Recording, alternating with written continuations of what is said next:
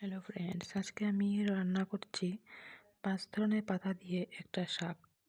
খেতে খুব ভালো লাগে।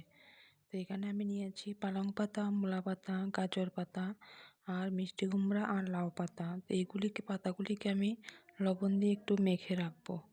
আর এটার জন্য আমার বেগুনটা ভেজে রেখেছি। এবার তেল দিয়ে 2-3টে শুকনো লঙ্কা, কাঁচা লঙ্কা আর 5 ফোড়ন দিয়ে দেবো, আর সঙ্গে একটু আদা বাটাও দিয়ে দেবো। শাকটা দিয়ে তার মধ্যে লবণ আর হলুদ দিয়ে ভালো করে মিশিয়ে নেব। শাকটা যখন কমে যাবে তখন এটার মধ্যে আমি বেগুন ভাজাটা দিয়ে দেব।